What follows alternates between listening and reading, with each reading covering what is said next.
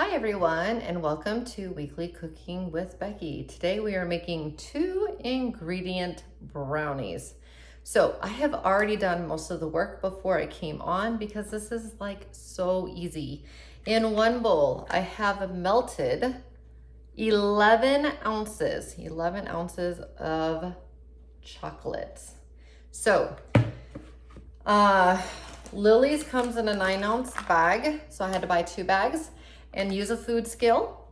Choc Zero, Bake Believe, etc. They usually come in 9-ounce bags. So I used a food scale to measure out 11 ounces and then in the microwave, 30-second intervals until melted.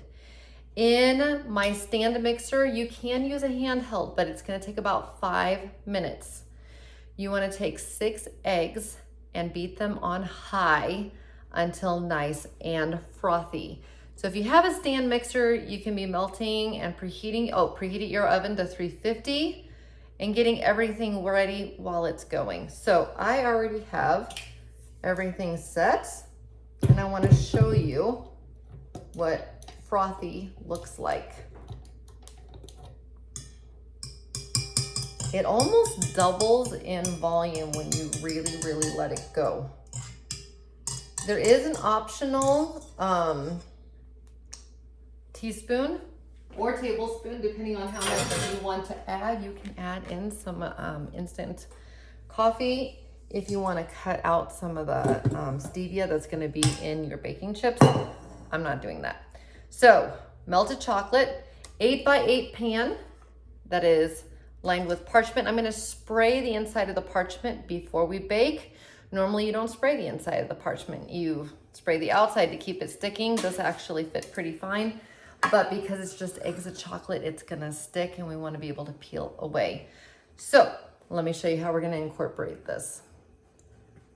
All right, so here's the melted chocolate. Let's take a look. You can kind of see that it is truly bubbly. Now, normally chocolate goes this way.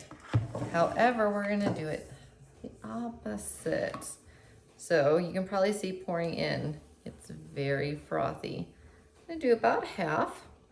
We'll start with a spatula. We may end up needing to whisk, which is totally fine.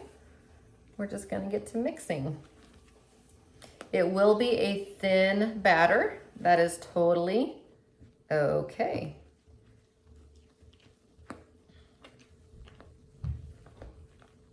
Look at that.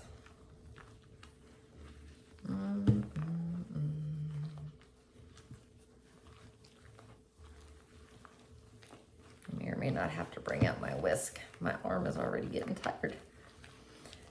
This, when it is cooked, is supposed to, and I'll let you know, it's supposed to be kind of crunchy on the outside and then ooey gooey on the inside.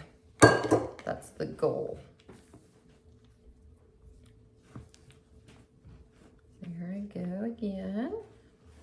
Don't really think I need the whisk yet. I have it in case I need it. I'm just seeing, I will say you do need to use a little bit of the arm pressure to get the chocolate to mix evenly with the egg. That's okay. It is mixing nicely. And sometimes I do actually add coffee. I was debating, I don't actually have any instant on me. I almost grabbed some because I made some cold brew the other night. So I almost just measured out a liquid tablespoon of cold brew. But my daughter always swears she can taste coffee in everything. So I was like, no, I'm gonna leave it out. If it was just my husband and I eating these, I would probably leave it in. When you put this into the pan, feel free to top it however you want. Add more chocolate chips, add butterscotch chips, add some flaky coconut, some chopped walnuts. Basically, you know, the sky's kind of the limit here as far as what you want to do. I think I can get the rest of this in here.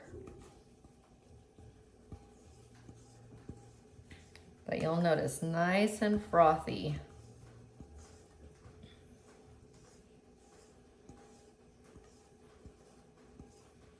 And this is it, guys. 2 ingredients. Third if you want coffee. And more if you want toppings. I'm gonna keep mine very basic, topping free. We're just gonna have a good old chocolate brownie. Sometimes you just want a chocolate brownie. Nothing wrong with that. I will do the nutrition facts on the end. Basically, there's 0 net carbs. So that's kind of cool. Eggs is gonna give you some good protein. But you've got eggs and you've got the chocolate, which is gonna give you the calories. And yes, there are some carbs in Lily's, but because it's stevia based and that's your sugar alcohol, it's only a sugar alcohol, it's gonna subtract it all. So it comes out to be a 0 on your net carbs. So no guilt carb wise. So there you go. There it is. Now, like I said, we just have to spray the pan so when we lift it out, we can pull this away.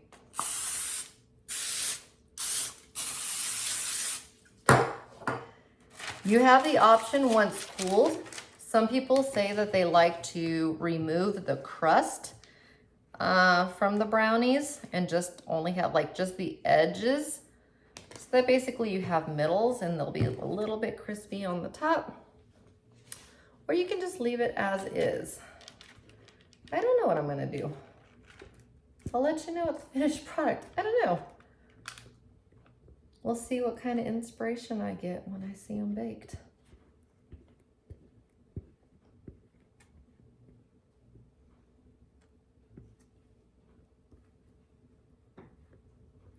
I'm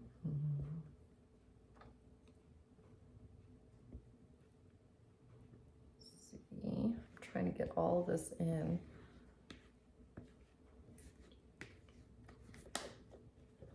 Gotta admit, pretty easy. Eggs and chocolate. Please use a food scale. That's gonna be my big tip, 11 ounces. Or your cooking time is not gonna be exact. Or your calories, it may be too eggy, it may be too chocolatey.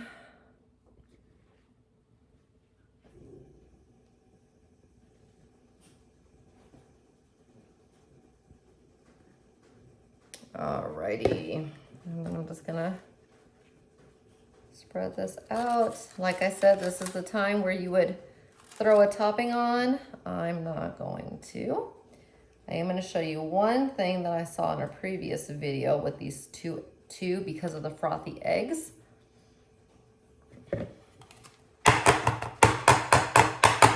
Helps to take the bubble out of the egg. Okay, so there you go. I know you haven't seen my face for a while. All right, so we're gonna bake these for 30 to 35 minutes or until done. Now, done is just set. That's all it is. It is just set. You do not want the toothpick to come out clean or it'll actually end up being hard in the middle.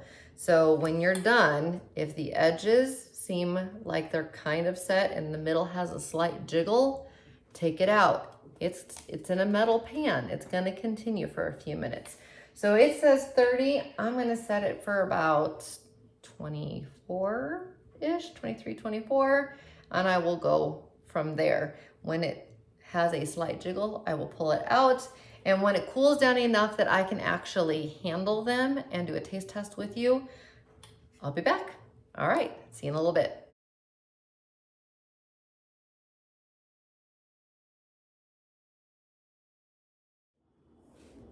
All right, don't those look so good? So I will tell you that I recommend cooking them 5 minutes less than the lowest cooking time. That's my recommendation, totally up to you. Yeah, totally up to you. If you want them a little bit more done, well, I wanted mine more fudgy, so we're gonna taste test in a moment. The nutrition facts for the recipe are in the description below. I will link the recipe. I will tell you that I'm going to give you a different calorie count and a different net carb, total carb, everything, because I use Lilly's chocolate chips and not Choc Zero. The only place you can get Choc Zero is online, and so most people go to their local grocery store and get Lilly's. So if you're gonna do what I do and pick up Lilly's, then this is going to be your nutrition facts. So she says it makes 12 bars. I didn't do 12. But anyways, if you do 12 bars, it's 102 calories, factoring in the Lilly's. So everything else is exactly the same.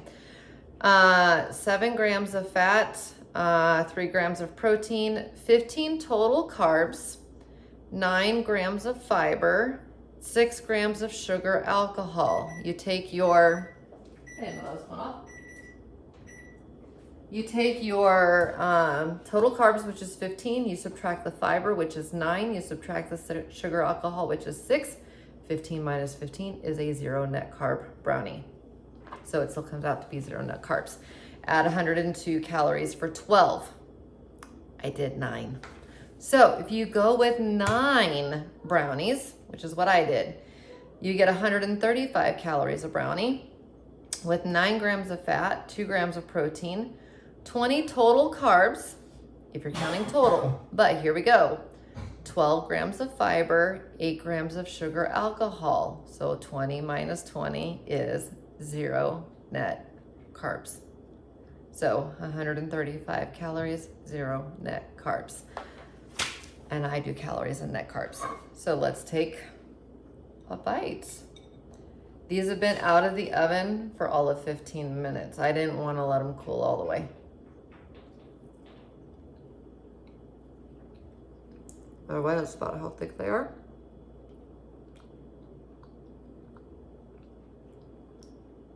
You would not know that there was not flour in this.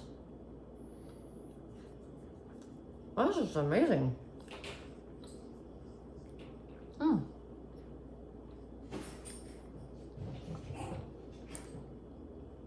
Very chewy, very fudgy. If you like a fudgy brownie, this is it. 2 ingredients, guys. Eggs and chocolate with stevia. So do the Bake Believe, do the Lilly's. I gave you the nutrition facts on the Lilly's. If you do the Choc Zero, then her nutrition facts will be linked under the recipe. And you can use those nutrition facts, but I will type in the Lilly's nutrition facts as well. These are great. I'm gonna enjoy it. Feel free to, since when they're warm, add a little bit of whipped cream on top. So good. And I will see you next time. Bye.